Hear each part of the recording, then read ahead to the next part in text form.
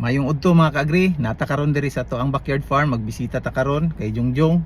Tapos silipon na to sa mga stocks na to nga nabilin. Medyo gamay na lang jud mga kaagri kay tungod ang atong mga breeder dili na jud ingana kakusumang itlog kay tigulang na. 2 years sila atong September 8. So going 3 years old sila, medyo dili na jud ingana kakusumang itlog. Sa isa ka adlaw say makakuha mi 15 usahay 12, usahay 18, dili na jud magkapareha. So dili siya pareha previous years nga maintain jud iyang pagpangitlog no, almost mga 90% kada adlaw tong makuha, tapos 80%, tapos napatyan punta og mga breeders hinahinay mga kaagri, nakuhaan tag mga 5 ka breeders. So medyo dili nga na kakusog na nga to ang supply.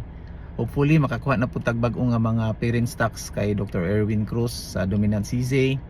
Medyo dugay lang jud ang proseso kay padala pa Manila, tapos ordero na to medyo layo-layo.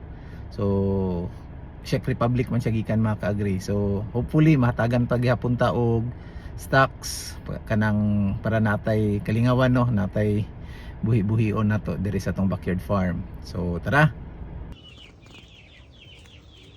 So mo na itong mga breeders mga kaagri, kung makita ninyo mura na yung mga senior citizen. Tapos mo niya to ang rooster diri gibutang. Pugi kini itong rooster mga kaagri. So tara na. So mo ni diring tapad sa kulungan mga kaagri, kauban gyapon ni isa ra ni sila ka batch. Tara.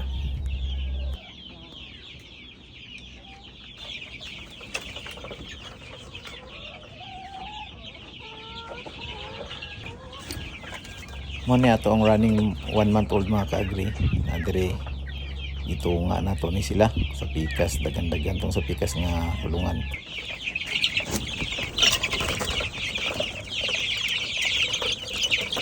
Pero lagi mga kaagri naanan ni sila tag-iya, naka-reserve na ni tanan mga kaagri, dugay na ni gidawnan, taga Bukidnon nang mapalitan ni.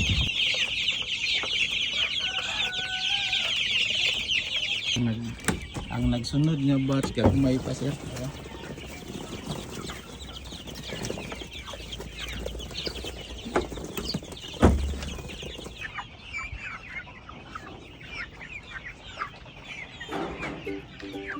So mo to tong mga stocks mga kaagri no, medyo gamay na lang yun mga kaagri.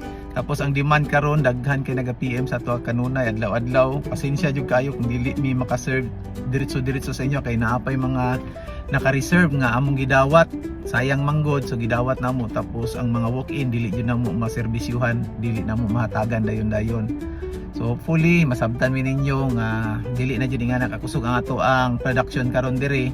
Wala na natugma sa demand, daghan kayo gusto mamalit. So hopefully pag makakuha tag bag-o nga mga breeders mga kaagri, mga imported nga mga breeders, makabalik na punta og produce sa ato ang kini sa atong backyard farm no, mga Rhode Island Red or kani mga D853, good for brown eggs and meat type nga mga manok. Nindot kay ni siya buhi-buhion sa atong backyard. Kana lang, daghan kay salamat and God bless. Happy farming.